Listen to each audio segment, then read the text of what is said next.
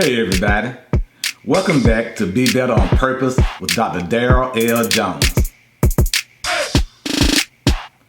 Thank you so much for tuning in to Be Better on Purpose with Dr. Darryl L. Jones.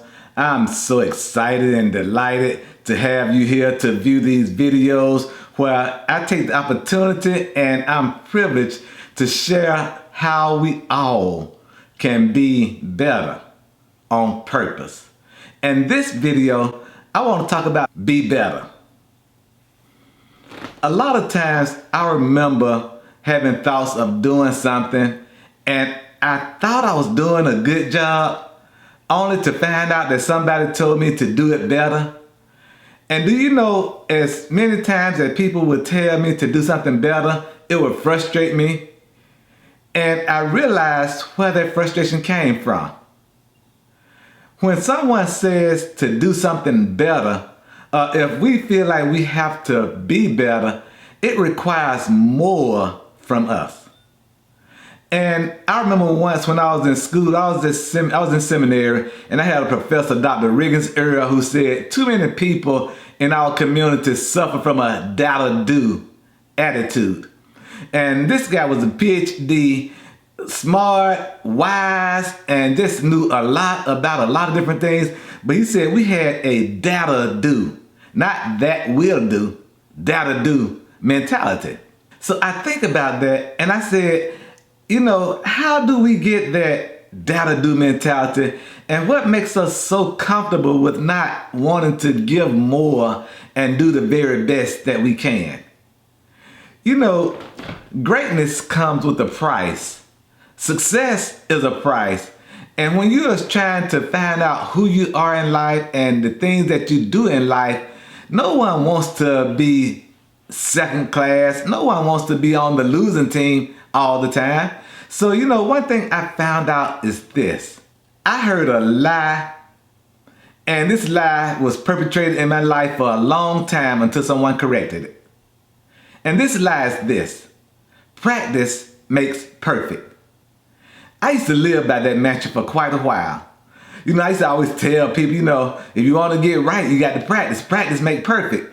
And then one day, I found out this information. Someone told me, practice don't make perfect. That's a lie. They said, perfect practice make perfect. And when I thought of those words and I realized that is so true. Do you know how many people are practicing wrong? You know, I love sports, and there are a lot of teams, football, baseball, basketball, track, whatever it is. And you know, there are certain disciplines that you know that I love. I love football. I love bands. I love faith. You know, there are certain things I love. But the things I love, I found out that there's a practice involved in everything that we do. And if we are practicing wrong, we go perform wrong. We're gonna do wrong. I remember when I used to be in the Morris Brown College band, and one of the things that would frustrate me a lot was this. We'd be practicing on a song, and the band director, the drum major, section leader, whoever might have been leading the rehearsal at the time, we would always stop at every error. And I used to get mad. I used to think, why not just play the song all the way through and then we'll debate and talk about what we messed up at. But we could never get past one section without stopping it if it was an error. If there was an error, a mistake, somebody played out of tune, played the bad note, we had to stop it right then and correct it.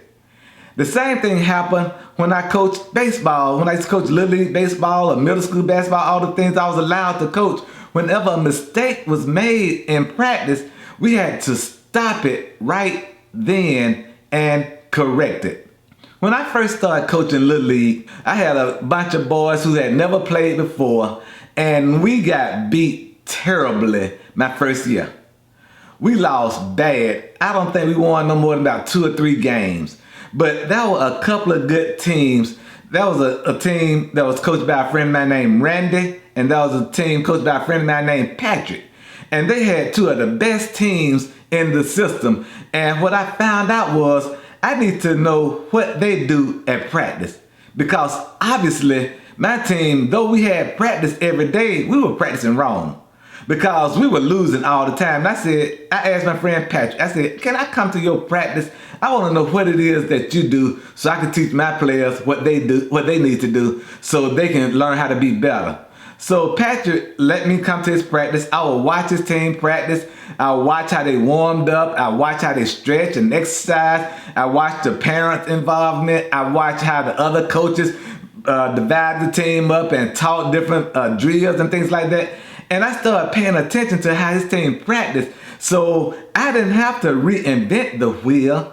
I just found a better model to model. And once I started finding out what Patrick did with his team and I incorporated my team became successful. And then other teams wanted to find out what I did. And I began to model what I learned from Patrick, and other coaches started getting better coaching their teams. So I want to talk about we who do whatever we do in life. No matter what job you work, no matter if you teach, you preach, you coach, you're a banker, you're a lawyer, you're a doctor, be better. And how you be better, you learn from someone who is better. One of the movies I used to love to watch is Talladega Nights. And Ricky Bobby had this mantra: if you're not first, you're last. And he lived by that mantra for a long time until one day he found out that his dad said that he was drunk and probably coked out. And you could be second place, third place, fourth place. You don't always be first place, but you always want to be better. And that's how this whole be better on purpose really started developing. You know, a lot of times we want to be better by osmosis, by mistake, or just hope to be better. You just can't hope to be better. You have to be better to be better. If you're a doctor, be better. If you're a lawyer, be better. If you're a mom, be better. If you're a dad, be better. If you're a husband, be better. If you're a wife, be better. I don't care who you are, what you do, whatever it is, be better. Don't believe the lie that practice makes perfect. Because if you're practicing wrong, you're going to perform wrong and you're going to do it wrong. Find out the best practice. That's this new buzzword in a lot of businesses anyway right now. You see it, you hear it in schools, you hear it on the jobs, you hear it in government buildings. Best practices. The best practice is to be better at whatever it is you're doing. Thank you so much for tuning in to Be Better on Purpose with Dr. Darryl L. Jones. I want you to hit that subscribe button. I need subscribers, so tell your family, tell your friend, tell your cousin them, tell Booby and Honey Bun and Peaches and all your family and friends to go to YouTube, go to Be Better on Purpose with Dr. Darryl L. Jones. Hit that subscribe button, like the videos, share it with everybody, and I will be so appreciative of all that you're doing. And thank you for being people of purpose. So, until we're together again, be better. Be better on purpose with Dr. Darryl L. Jones.